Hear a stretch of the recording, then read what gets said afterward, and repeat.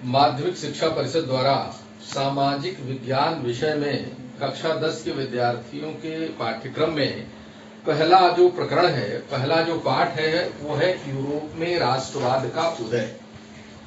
प्यारे बच्चों, कक्षा 9 में तुम पढ़कर आए हो, सामाजिक विज्ञान विषय के पढ़ने की उपयोगिता क्या है।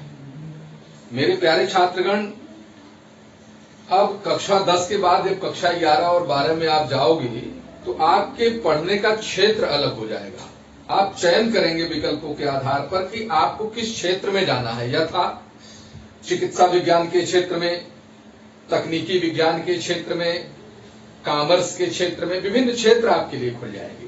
पर अभी आप कक्षा 10 में हैं तो आपको अपने समाज की, अपने रहन सहन की, अपने परिस्थितियों की और एक योग्य और जागरूक नागरिक होने के लिए नागरिक अधिकारों, नागरिक कर्तव्यों का ज्ञान होना आपको आवश्यक है। प्रत्येक व्यक्ति जो जिस भी राष्ट्र अथवा देश में जन्म लेता है, उसका यह दायित्व बन जाता है कि वह अपने राष्ट्र के संस्कृति, राष्ट्र की मर्यादा, राष्ट्र के रहन सहन, राष्ट्र की जीवन पद्धति, राष्ट्र के संविधान, राष्ट्र की सभ्यता और राष्ट्र के मूल्यों के बारे में, जीवन मूल्यों के बारे में सुपरिचित होते हुए एक योग्य और जागरूक नागरिक बने। एतदर्थ अर्थात इसी उद्देश्य की पूर्ति के लिए सामाजिक विज्ञान विषय का होना, पढ़ना आपके लिए अपरिहार्य है। इसके विभिन्न क्षेत्रों में आप ये देखते हैं कि हमारी सरकार कैसी हो, हमारी संवैधानिक संस्थाएं कैसी हों, हमारा अतीत कैसा था, हमारा वर्तमान कैसा हो रहा है अतीत के गर्भ से निकलकर, हमारी भौगोलिक सीमा क्या है, हमारी भौगोलिक मर्यादा क्या है, दुनिया में हमारा एक दूसरे के साथ क्या संबंध है और एक सभ्य नागरिक के रूप में हमें कैसे जीवन जीना चाहिए, जिससे हमें हमारे अधिकारों का ज्ञान हो और हमारे कर्तव्यों का ज्ञान हो। इसी दृष्टिकोण से सामाजिक विज्ञान विषय कक्षा 9-10 में आपको पढ़ाया जा रहा है कि आगे आप देश के लिए एक योग्य और जागरूक नागरिक बन जाए। प्यारे बच्चों, यह तुम्हें ज्ञात होगा कि प्राकृतिक रूप से प्रकृति द्वारा प्रदत्त जो गुण हमारे शरीर में है वो संपूर्ण मानव जाति में परस्पर भेद नहीं रखते हैं। जैसे हंसना, रोना, खाना, यह क्रियाएं दुनिया के सभी मनुष्यों में एक समान है। कोई अंग्रेजी में हंसता हो, कोई हिंदी में हंसता हो, कोई पर्शियन में हंसता हो या दुनिया की विभिन्न भाषाओं में कोई हंसता हो, ऐसा नहीं है। रोना, कोई अंग्रेजी में रोता हो, कोई इटालियन में रोता हो, कोई चीनी भाषा में रोता हो, कोई हिंदी भाषा में रोता हो, ऐसा भी नहीं होता। रोने में एक स्वर उद्भूत होता है, हंसने में भी एक प्रकार का स्वर उद्भूत होता है, पर जैसे ही हम बोलते हैं तो यह पता लग जाता है कि हम किस भाषा में अपनी अभिव्यक्ति कर रहे हैं। अर्थात मनुष्य और मनुष्य के बीच कोई मौलिक और प्राकृतिक अंतर नहीं है। अंतर है तो संस्कारों का, संसाधनों के प्रभाव का और उसकी जीवन पद्धति का, जिस प्रकार से वो अपने जीवन को आगे ले जाता है। मौलिक अंतर न होने के कारण हमारी जो मौलिक मान्यताएं हैं वो भी समान हैं। अपने देश के संदर्भ में जो हमारे जीवन मूल्य हैं उन्हें आप जानते हैं। धति, क्षमा, दमोस्तेयम, शौचम, इंद्रिय निग्रहम, धी, विद्या, सत्यम, क्रोधो, दशकम, धर्म लक्षणम, ये हमारे जीवन के 10 मूल्य थे, जिनके आधार पर एक सुसंस्कृत और सभ्य समाज की कल्पना, सभ्य देश की कल्पना, परिकल्पना हमारे आप में समाहित थी। प्यारे बच्चों, एक समय वो था जब दुनिया भर के लोग कंकण, मुद्रण और लेखन से अपरिचित थे। कालांतर में विकास के क्रम में वो समय आया और वो समय मोटे तौर पे कह लिया जाए कि लगभग आज से 4000 साल पहले, जब दुनिया के लोग स्वयं लिखने लगे, पढ़ने लगे और समझने लगे, विकास की एक गति बनी। इस समय लोगों का जीवन जो था वो केवल शक्ति के सिद्धांत पर आधारित था। जो बलवान होता था वो निर्बलों पर शासन करता था, जो ताकतवर होता था वो निर्बलों पर शासन करता था और शासन की जो अवस्था थी वो धीरे धीरे शोषण की ओर बढ़ जाती थी। निर्बलों का शोषण हो जाता था। उनसे इस प्रकार के कार्य लिए जाते थे जो प्राकृतिक मान्यताओं के विरुद्ध थे। प्राकृतिक मान्यता क्या है कि मानव और मानव में कोई भेद नहीं है, मानव और मानव एक दूसरे के समान है। समानता, स्वतंत्रता, ये मानव के प्राकृतिक लक्षण है, प्राकृतिक गुण है और ये सबको प्राप्त होने चाहिए। प्यारे बच्चों, हमारे देश में तो महात्मा तुलसी ने एक जगह लिखा समानता, स्वतंत्रता और विधि के शासन के संदर्भ में कि हरि व्यापक सर्वत्र समाना, यानी भगवान सभी आत्माओं में समान है। यही सच्चा लोकतंत्र है, यही सच्चा गणतंत्र है जो आज पूरी दुनिया में स्थापित है। यानी ईश्वर सब में समान है, अर्थात एक व्यक्ति के समान है, व्यक्ति में कोई भेद नहीं है। ये महात्मा तुलसी ने उस समय लिख दिया कि हरि व्यापक सर्वत्र समाना, सब में समान है। यही आज का प्रजातंत्र है या यही आज का लोकतंत्र है, यही आज का जनतंत्र है जिसे आज पूरी दुनिया आदर के साथ देख रही है। आइए हम लोग चलते हैं यूरोप में राष्ट्रवाद के संदर्भ में जो चर्चा हमारी होने जा रही है उसकी यह एक भूमिका है। वास्तव में यूरोप में जो राष्ट्रवाद का उदय हुआ वो इसी प्रजातंत्र के लिए हुआ, इसी जनतंत्र के लिए हुआ, इसी विधि के समक्ष समता के लिए हुआ, न्याय के समान अधिकारों के लिए हुआ, बंधुत्व के लिए हुआ, सौहार्द के लिए हुआ। अर्थात ये चीजें यूरोप में उस समय नहीं थी। अब यूरोप क्या है बेटे, एक यद्यपि तुम कक्षा 8 में और कक्षा 9 में पढ़कर आए हो, पूरी दुनिया में 7 महाद्वीप हैं जिसमें यूरोप भी एक महाद्वीप है। एशिया महाद्वीप, यूरोप महाद्वीप, उत्तरी अमेरिका, दक्षिणी अमेरिका, अफ्रीका, ऑस्ट्रेलिया और अंटार्कटिका, ये 7 महाद्वीप हैं जिनमें यूरोप भी एक महाद्वीप है। प्यारे बच्चों, यूरोप दुनिया का इस समय का एक खूबसूरत महाद्वीप है। प्यारे छात्रगण, परिस्थितियों के कारण, प्राकृतिक विधानों के कारण यूरोप में ही सबसे पहले जन जागरण उत्पन्न हुआ और उसी जागरण के कारण ही यूरोप में राष्ट्रवाद के अभ्युदय की अवस्था और अवस्थिति उत्पन्न हुई।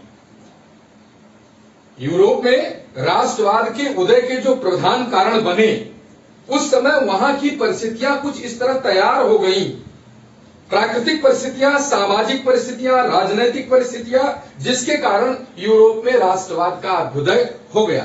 अब यूरोप में राष्ट्रवाद का उदय हुआ कब, तो इसे मोटे तौर पर स्थूल रूप से अगर हम देखते हैं तो 16वीं और 17वीं शताब्दी, 16वीं और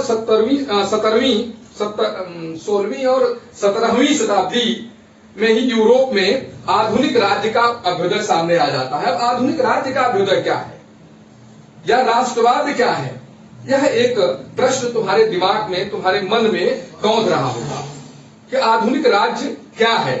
प्यारे बच्चों, न केवल यूरोप वरन पूरी दुनिया में प्रारंभ में छोटे छोटे कबीले थे और उन कबीलों में जो शक्तिशाली कबीला हो जाता था वो कमजोर कबीलों को अपने आधिपत्य में ले लेता था, उन पर अपना अधिकार स्थापित कर लेता था, उनके शोषण का कार्य करता था। फलतः धीरे धीरे विकास के परिणाम स्वरूप, समाज की सामाजिक चेतना के परिणाम स्वरूप अब इन कबीलों में जो शक्तिशाली कबीले थे वे आगे बढ़ने लगे, एक छोटे छोटे स्वतंत्र राज्य का रूप लेने लगे। यूरोप की ही दशा नहीं वरन पूरी दुनिया की स्थिति यही थी कि एक छोटे छोटे राज्य थे जिनकी स्वतंत्र सत्ता थी, स्वायत्त क्षेत्र थे, स्वतंत्र क्षेत्र पर वो अपना अधिकार बताते थे। उस समय यूरोप में नृजातीयता की स्थिति उत्पन्न हो गई थी, अर्थात छोटे छोटे समूह में ही अपना राष्ट्र समझते थे। भाषा की विभिन्नता थी, सांस्कृतिक अलगाव था। ये स्थितियां थी जिनके कारण यूरोप में राष्ट्रवाद की स्थिति उत्पन्न हुई। अब राष्ट्रवाद क्या है? प्यारे बच्चों, 2 शब्द सहज रूप से तुम बहुधा सुनते आ रहे हो, देश प्रेम या देशभक्ति और राष्ट्रवाद। तो प्यारे बच्चों, वास्तव में देशभक्ति और राष्ट्रवाद एक दूसरे के संपूरक हैं, एक दूसरे के समानार्थी हैं। पर्यायवाची तो हम नहीं कह सकते पर समानार्थी अवश्य कह सकते हैं। दोनों की भावना लगभग समान है, थोड़ा सा अंतर है राष्ट्रवाद में और देशभक्ति में। देशभक्ति क्या है? अपने देश के प्रति, अपने देश की मर्यादाओं के प्रति उत्कट प्रेम का होना। यदि आवश्यकता पड़ेगी तो हम अपनी धमनी में बहते हुए उष्ण रक्त की एक एक बूंद को अपने देश पर बलिदान कर देंगे। ये एक देशभक्त होता है। देशभक्त क्या होता है? सर्वस्व लुटाया, वो सर्वस्व लुटाने की स्थिति में होता है, पर अपने देश को जाने से बचाने के लिए वो सब कुछ करने को तैयार होता है। राष्ट्रवाद भी इसी प्रकार की एक अवधारणा है जो अपने राष्ट्र की मर्यादाओं के प्रति, राष्ट्र के मूल्यों के प्रति, राष्ट्र की संस्कृति के प्रति, राष्ट्र के विधानों के प्रति प्रेम रखता है, उत्कट प्रेम रखता है। पर एक अंतर क्या होता है कि राष्ट्रवादी जो होता है वो राष्ट्र के विरुद्ध कार्य करने वालों का विरोध भी करता है। राष्ट्रीय मर्यादा का जो विरोध करता है वो उसे बर्दाश्त नहीं है, वो उत्कट राष्ट्र प्रेम करता है, और कभी कभी यही राष्ट्रवाद अंध राष्ट्रवाद के रूप में विकसित हो जाता है। तो जब आदर्श स्वरूप राष्ट्रवाद का बहुत उत्तम है, आदर्श स्वरूप में कोई भी व्यवस्था बहुत उत्तम होती है, पर जब वह आदर्श स्वरूप से खिसक कर स्वार्थान्ध हो जाती है या अंध भक्ति में या अंध राष्ट्रवाद में बदल जाती है, तब वह दुनिया के लिए, मानवता के लिए, मानव जीवन के लिए एक संकट बन जाती है। फ्रांस में, यूरोप में, यूरोप के विभिन्न देशों में यही कुछ इस तरह की स्थितियां बन गई थी कि लोगों का जीवन समानता, स्वतंत्रता, भ्रातृ भावना से हट गया था। जो छोटे छोटे कबीले थे उनका राष्ट्र प्रेम उसी क्षेत्र में हो गया था। ऐसे समझो, इस उदाहरण को तुम अपने देश में समझो, हमारे देश का कोई सर्वहारा वर्ग या निर्बल वर्ग कहीं काम करने जब दूसरे शहर में चला जाता है अपने ही देश में, तो वहां से आना होता है, कहता है चलो अपने देश चले। तो देश तो अपना भारतवर्ष है, लेकिन अपने देश चले का उसका अभिप्राय यही है कि हम अपने क्षेत्र पर चले जहां के हम रहने वाले। तो इस प्रकार से जो राष्ट्रवाद का अभ्युदय होता है वो 16वीं और 17वीं शताब्दी में यूरोप में आधुनिक राज्य की संकल्पना के साथ प्रारंभ हो जाता है। इस समय तक जो यूरोप की स्थिति थी, यूरोप में चर्च की ताकत इतना अधिक बढ़ गई थी, पोप और पादरियों की ताकत इतना अधिक बढ़ गई थी कि वे राजा के ऊपर भी अपने आप को समझते थे। राजा उनके अधीन होकर काम करता था। परिणाम क्या हुआ कि पूरे यूरोप में जो समाज था वो मुख्य रूप से 3 भागों में बट गया था। एक वर्ग वह था जिसमें पादरी और पोप हुआ करते थे, राजा हुआ करते थे। दूसरा वर्ग वह था जिसमें कुलीन तंत्र के लोग हुआ करते थे, धनिक तंत्र के लोग हुआ करते थे। और तीसरा वर्ग वह था जिसमें समाज के मध्यम श्रेणी के लोग होते थे, जिन्हें आप सर्वहारा वर्ग कह सकते थे। मजदूर होते थे, किसान होते थे, वकील होते थे, शिक्षित वर्ग के लोग होते थे। ये 3 प्रकार के वर्ग थे।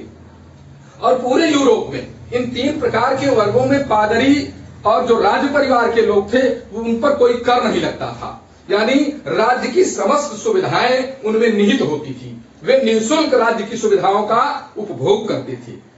और जो दूसरा वर्ग था कुलीन तंत्र का या धनिक तंत्र का, उनकी भी यही स्थिति थी। वे भी तीसरे वर्ग के लोगों पर टैक्स लगाते थे, उनसे कर संग्रह करते थे और ये स्वयं कर से मुक्त होते थे। अब कुल मिलाकर समाज में एक सर्वहारा वर्ग आया जो मध्यम वर्ग के नाम से जिसे पूरे यूरोप में अभिहित किया गया। वही वर्ग था जिसके ऊपर टैक्स लगाया जाता था, जिसके ऊपर दासत्व लगाया जाता था, जिसका शोषण किया जाता था। फलतः समाज में इस वर्ग के मन में एक क्रांति की भावना बलवती होने लगी।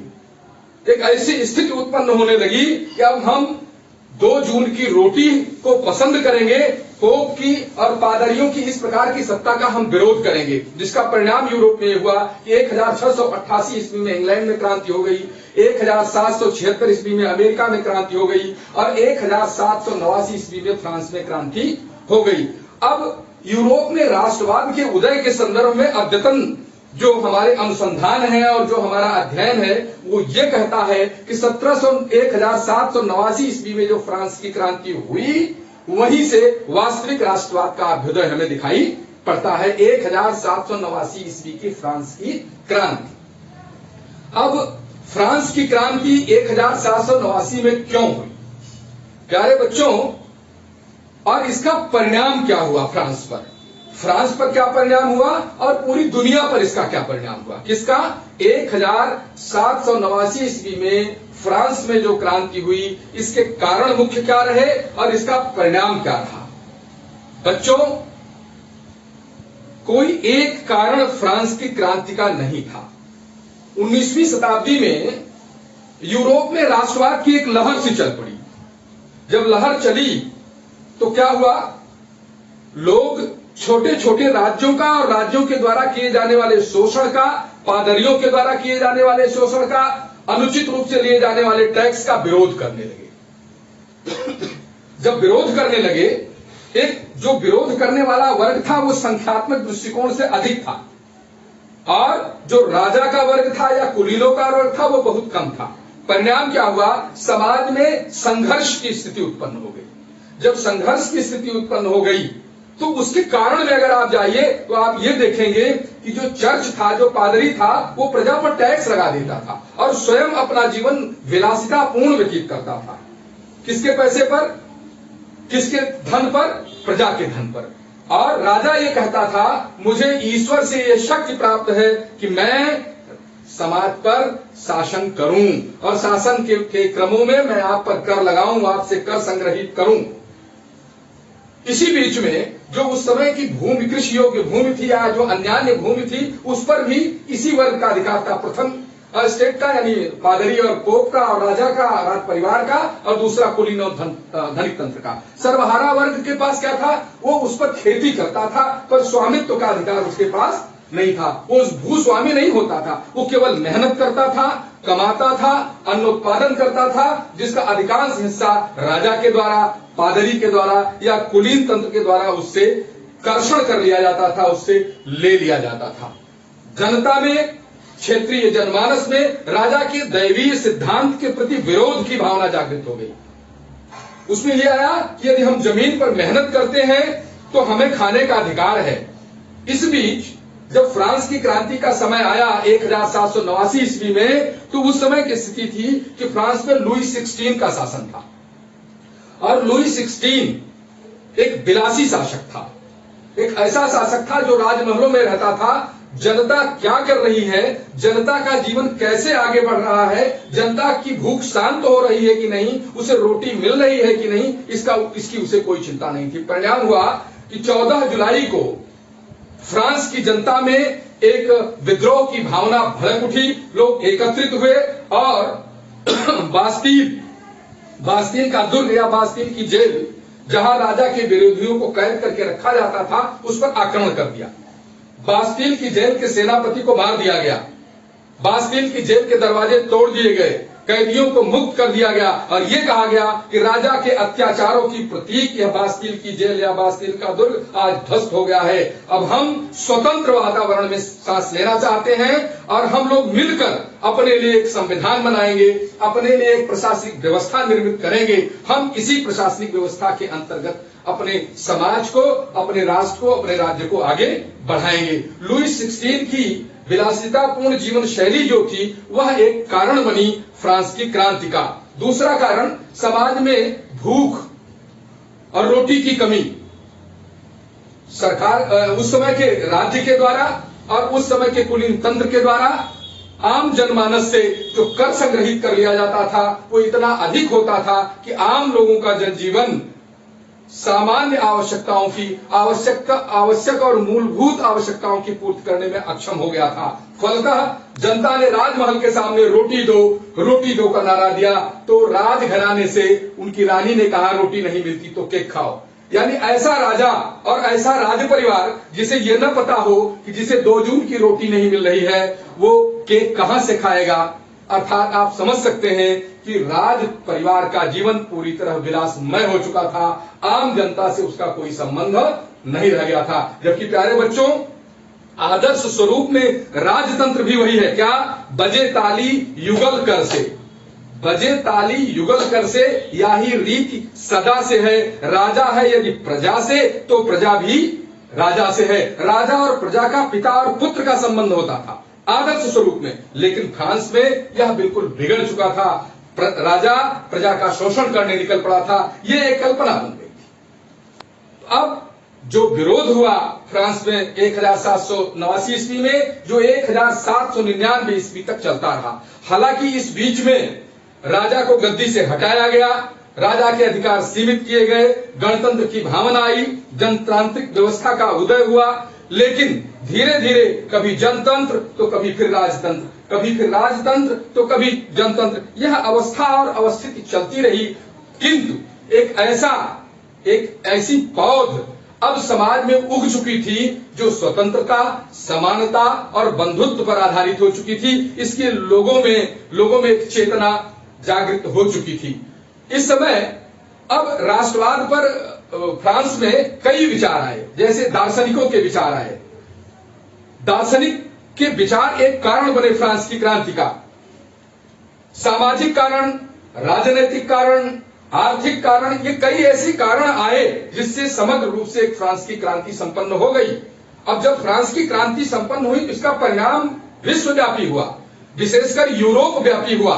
यूरोप के विभिन्न देश यह समझने लगे कि जब फ्रांस की जनता विरोध करके स्वतंत्र चेतना जागृत कर सकती है तो हम क्यों नहीं। और फ्रांस के लोगों ने भी, फ्रांस की सत्ता ने भी यह प्रयास किया कि यूरोप के सभी देशों में स्वतंत्रता, समानता और प्रभुसत्ता स्थापित हो। किसकी? आम जनमानस की। राजतंत्र को तोड़ने का, राजतंत्र के कुचक्र को नष्ट करने में फ्रांस ने भी अपना योगदान देना शुरू कर दिया। फ्रांस की सेनाएं कालांतर में यूरोप के दूसरे देशों में जाने लगी और पूरे यूरोप का जो परिदृश्य था, पूरे यूरोप की जो एक प्रशासनिक व्यवस्था थी, राजतांत्रिक व्यवस्था थी, वो टूटने लगी, टूट गई। इस बीच जब कई ऐसे विद्वान आए जिन्होंने अपनी परिभाषाएं दी। अंसर्ट रेनन ने कहा राष्ट्रवाद के संबंध में एक विश्वविद्यालय में, सामान्य विश्वविद्यालय में उन्होंने एक भाषण दिया, एक जिसे बाद में एक निबंध कहा गया, एक निबंध के संग्रह में रूप में लिया गया। उस समय जो एक सामान्य समझ थी कि समान भाषा, समान नस्ल, समान धर्म या समान क्षेत्र की व्यवस्था को हम राष्ट्रवाद के अंतर्गत रखते हैं, उन्होंने कहा नहीं। उन्होंने इसकी आलोचना की। उन्होंने कहा राष्ट्रवाद एक लंबे प्रयासों से एक ऐसी निष्ठा है, एक ऐसा त्याग है, एक समान गौरव की ऐसी अनुभूति है, निवासियों की एक ऐसी समान इच्छा है, उनका एक दृढ़ समान संकल्प है, साथ मिलकर कार्य करने की भावना है, महान कार्यों को करना है, अपने शहीदों को नमन करना है। इस तरह की भावना वास्तविक राष्ट्रवाद है, वास्तविक राष्ट्र की परिकल्पना है। ऐसी स्थिति उन्होंने देनी प्रारंभ कर दी। इसी बीच में प्रोफेसर स्नाइडर, जिन्होंने भी एक निश्चित भौगोलिक क्षेत्र, एक निश्चित मनः स्थिति, एक निश्चित समानता की भावना, भ्रातृभावना, समान भाषा, समान राष्ट्रीयता का, समान सांस्कृतिकता का, समान रीति रिवाजों का और वीर पूजा के सिद्धांत को राष्ट्रवाद के रूप में दिया। पर प्यारे बच्चों, इन सभी कसौटियों पर कोई भी राष्ट्र खरा नहीं उतर सकता। राष्ट्रवाद की जितनी परिकल्पनाएं आपके सामने विभिन्न दार्शनिकों द्वारा आई, विभिन्न विद्वानों द्वारा आई, अर्थात राष्ट्रवाद की कोई एक सर्वमान्य परिभाषा, सार्वकालिक परिभाषा, सार्वभौमिक परिभाषा हम आपको नहीं दे सकते। तथापि उस समय एक सारियू ने कल्पना चित्र प्रस्तुत किया। उन्होंने एक महिला का चित्र बनाया जिसको उन्होंने राष्ट्र की श्रेणी में रखा और उसके नीचे उन्होंने एक 4 प्रकार के चित्र दिए, जिसका आपके पाठ्यक्रम में, आपकी जो पाठ्य पुस्तक है परिषद की, उसके पहले चैप्टर में वो एक चित्र दिया गया है। और चित्र को देखकर, चित्र के संबंध में आप अपनी एक राय स्थापित करें, आप देखें तो वो पूरा का पूरा चित्र यूरोप में राष्ट्रवाद के उदय की परिकल्पना आपके सामने रख देता है। प्यारे बच्चों, जब राष्ट्रवाद का उदय हुआ तो फ्रांस के लोगों में कि यह जमीन पितृभूमि है, मेरी है, यदि मेरी है, मैंने जन्म लिया है, तो इसका मालिक दूसरा क्यों? नागरिक विचारों की भावना बलवती हुई, लोगों में उष्णता आई, राष्ट्र के प्रति, अपनी जमीन के प्रति, अपनी संस्कृति के प्रति, अपने रहन सहन के प्रति लोगों में एक रोष उत्पन्न हुआ और एक एकता, स्वतः स्फूर्त एकता जागृत हो गई। उन्होंने अपने लिए एक नए ध्वज का निर्माण किया, पुराने ध्वज को उन्होंने अस्वीकार कर दिया। स्टेटर जनरल में जो कानून बनाने की शक्ति, प्रशासन के विधानों को निर्मित करने की शक्ति कुछ लोगों में निहित थी, इसका विरोध कर दिया और कहा स्टेटर जनरल में जन सहभागिता के आधार पर राज्य की जनता के लिए, जनमानस के लिए कानूनों का निर्माण किया जाएगा।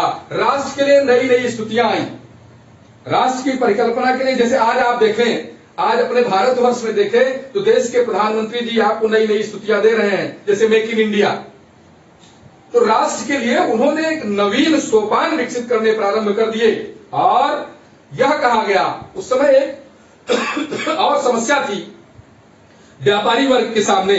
व्यापारी वर्ग की जो समस्या थी प्यारे बच्चों, वो ये थी कि आंतरिक आयात निर्यात शुल्क में विविधता थी, उसे कैसे दूर किया जाए। हमारा व्यापारी एक देश से दूसरे देश में उस समय जब जाता था यूरोप का, तो उसे मापन में भिन्नता होने के कारण, मूल्यों में भिन्नता होने के कारण, विभिन्न भिन्नताओं के कारण उसे कठिनाइयों का सामना करना पड़ता था, जो भी एक क्रांति का कारण बना। आंतरिक आयात निर्यात शुल्क को समाप्त कर दिया गया। भार और मापन प्रणाली में समानता का प्रयास स्थापित किया गया। जैसे 1 मीटर कपड़ा की माप उस समय विभिन्न यूरोपीय देशों में अलग अलग थी। कहीं का जो मानक था वो सेंटीमीटर में कुछ था, कहीं का मानक सेंटीमीटर में कुछ था, किसी देश का मानक सेंटीमीटर में कुछ था, जिससे अब उस पर जो कर या शुल्क लिया जाता था, आयात शुल्क निर्यात शुल्क, उसका हिसाब लगाने में, उसे व्यवस्थित करने में एक कठिनाई उत्पन्न हो जाती थी, क्योंकि न भार प्रणाली थी न मापन प्रणाली थी। तो इसलिए यूरोप में जब राष्ट्रवाद का उदय हुआ तो इन सबको समाप्त कर दिया गया और खुली हवा में सांस लेने के लिए हमारा यूरोप तैयार हो गया। आप देखें, यूरोप में निरंकुश शासन की समाप्ति हो गई। यूरोप में निरंकुश शासन की समाप्ति हो गई और बुल्गारिया, बेलारूस, बास्निया, मैसिडोनिया, ये जो पूर्वी यूरोप के क्षेत्र थे और जो पश्चिमी यूरोप के क्षेत्र थे, Spain, France, Italy, Vienna, Austria, Hungary, Warsaw, इन देशों में एक सांस्कृतिक मिलन हो गया। जो थोड़ी सी भिन्नता थी, अब जो सीमित राष्ट्रवाद था या सीमित देशवाद था या सीमित भक्तिवाद था, वो एक विशाल क्षेत्र में अब फैलने लगा लोगों में। देखिए, आप एक चीज पढ़कर आए होंगे, 1776 ईस्वी की अमेरिका की क्रांति। अमेरिका की क्रांति में फ्रांस के सैनिक भी गए थे। उन्होंने देखा कि यदि अमेरिका विद्रोह करके स्वतंत्र हवा में आ सकता है तो हम फ्रांस के लोग क्यों नहीं। 1776 में अमेरिका की क्रांति है और 1789 में फ्रांस की क्रांति हो जाती है और पूरे यूरोप में फ्रांस की क्रांति ही वह वास्तविक क्रांति है जिसने वहां राष्ट्रवाद के उदय की आधारशिला रख दी और उस आधारशिला पर राष्ट्रवाद का एक विशाल तंबूरा, विशाल भवन बनकर आगे तैयार हुआ, जिसे अब यूं समझिए कि यूरोप में राष्ट्रवाद को पढ़ने के लिए आपको देखना होगा कि आधुनिक राज्य का उदय 16वीं और 17वीं शताब्दी और आधुनिक राज्य के कारण, आधुनिक राज्य के परिणाम स्वरूप फ्रांस की क्रांति 1789 ईस्वी, फ्रांस की क्रांति के कारण, फ्रांस की क्रांति के परिणाम और फ्रांस की क्रांति का प्रभाव ये पूरे यूरोप पर पड़ा। न पूरे यूरोप वरन पूरी दुनिया पर पड़ा बच्चों। इसी समय ये यूरोप के जो देश थे, यूरोप के जो राष्ट्र थे, इनमें उपनिवेशवाद भी बढ़ चला था, साम्राज्यवाद की भावना भी बलवती हो चली थी। पहले जो साम्राज्यवाद था, जो प्राचीन साम्राज्यवाद का स्वरूप था, उससे हटकर नवीन साम्राज्य आ गया था जिसमें शोषण था, जिसमें शोषण की प्रवृत्ति थी। राज्य करना नहीं बल्कि राज्य का आर्थिक विदोहन था, यह स्थितियां आ गई थी। इसलिए राष्ट्रवाद का उदय हुआ। राष्ट्रवाद संकीर्ण राष्ट्रवाद के रूप में यदि न जाए, वह अपने आदर्श स्वरूप में रहे, तो राष्ट्रवाद की कल्पना एक सुंदर, व्यवस्थित, भ्रातृत्व से भरी हुई, विधि के समक्ष समता, न्याय के समक्ष समता, भाईचारा और समानता तथा विश्व बंधुत्व की भावना उसमें वास्तव में भरी हुई है। राष्ट्रवाद एक दूसरे राष्ट्र को तोड़ने का प्रयास नहीं करता, वो यह चाहता है कि पूरी दुनिया में एक व्यवस्था स्थापित हो, एक बंधुत्व स्थापित हो। उसका कहना है यदि एक ही व्यक्ति पूरे विश्व का शासक बना दिया जाए तो फिर हमें ये गणतंत्र या प्रजातंत्र या जनतंत्र की भावना स्थापित नहीं हो सकेगी। इसी में सारियों की कल्पना के चित्र भी आप देखेंगे, जो विभिन्न चित्रों के माध्यम से पाठ्यक्रम में आपको ये बताने का और समझाने का, आपके मानस पटल पर यह अंकित करने का प्रयास किया गया है कि राष्ट्रवाद का उदय यूरोप में क्यों हुआ, जिसके पीछे फ्रांस की क्रांति महत्वपूर्ण नींव के रूप में आई और फ्रांस की क्रांति के कारण परिणाम और विश्वव्यापी प्रभाव, खासकर यूरोप पर जो प्रभाव पड़ा, वो राष्ट्रवाद के उदय का कारण रहा। अब फ्रांस की क्रांति के बाद इटली का एकीकरण, जर्मनी का एकीकरण इसी अध्याय के अंतर्गत है, जिसे हम लोग अगले व्याख्यान में इस पर चर्चा करेंगे। पर बच्चों ये ध्यान रहे कि पूरी दुनिया में मानव को सभ्य कहने के लिए उसमें स्वतंत्रता, समानता, बंधुत्व, भाईचारा, त्याग, सौहार्द और समन्वय आवश्यक है। और आपके जीवन के लिए भी इस यूरोप के राष्ट्रवाद से आप भी एक प्रेरणा लें। यद्यपि प्रेरणा तो पूरी दुनिया लेती चली आ रही, पर आज आप भी प्रेरित हों कि हमें एक दूसरे के साथ मानवता का पालन, मानवीय मर्यादाओं का पालन करते हुए अपने जीवन को आगे बढ़ाना चाहिए। धन्यवाद। अगली कक्षा में हम लोग इटली के एकीकरण, जर्मनी के एकीकरण और फिर इन एकीकरणों के प्रभाव और यूरोप में राष्ट्रवाद के साथ इनका क्या संबंध रहा, इस पर चर्चा करेंगे। धन्यवाद।